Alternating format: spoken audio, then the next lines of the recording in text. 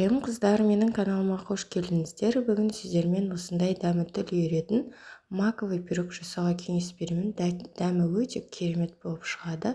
Ол үшін бізге ең алдымен песочный қамыр жасауымыз керек. Майымызға қант салып, жұмыртқаның сарысын салып, жақсылап миксерлеп алатын боламыз. Осылай миксермен біркелкі болғанша араластырып аламыз. Өте дәмді пирогтардың бірі, жұмсақ болып шығады.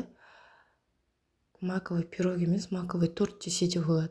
Өте дәмі керемет болып шығады. Енді мак саламыз 40 грамм. Жақсылап араластырып аламыз. Ұн саламыз, електен өткізілген. Содан соң қопсытқыш саламыз да жақсылап жұмсақ қолға жабысатын қамыр илейміз. Кішкене қолға жабысады. Ұн салудан қажеті жоқ, себебі қамыр тығыз болып көтерілмей қалады. Осы ұн жеткілікті. Осындай жұмсақ қамыр болып шығады. Бұл рецепттің толық нұсқасын мен описание бөліміне қалдырып кетемін. Сол жерде сақтап жасасаңыздар болады. Енді пакетке салып холодильникке қойып қоямыз.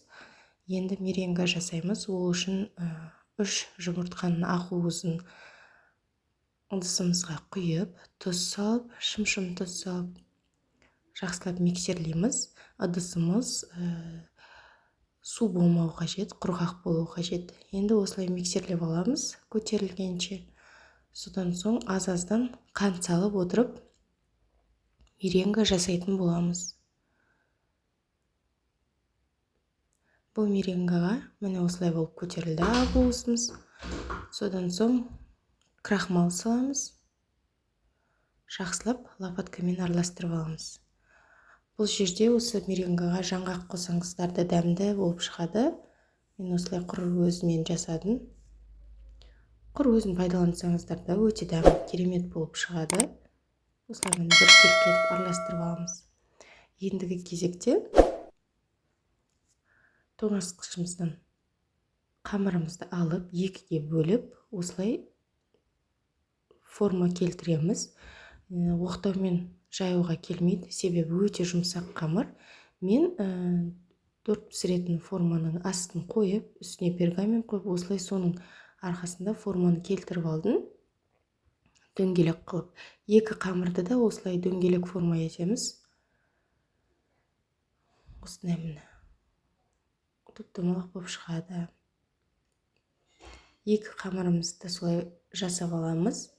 Содан соң пешімізді 160 градусқа қыздырып аламыз. Енді жаңағы дайын болған меренгамызды тоже екіге бөліп, біркелкі етіп салып аламыз.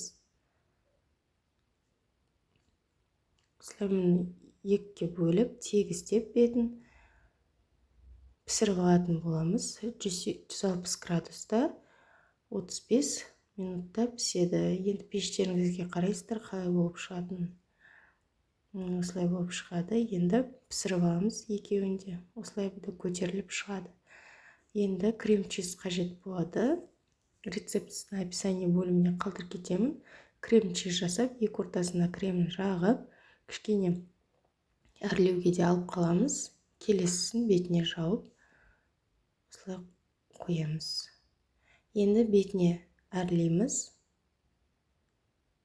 Содан соң мен банан және қарақат пайдаландым әрлеуге. Осылай бұны болып шығады. Дәмі өте керемет, жұмсақ болып шығады. Сіздерге мен видеосы ұнаса лайк басып, тіркеліп кетуді ұмытпаңыздар.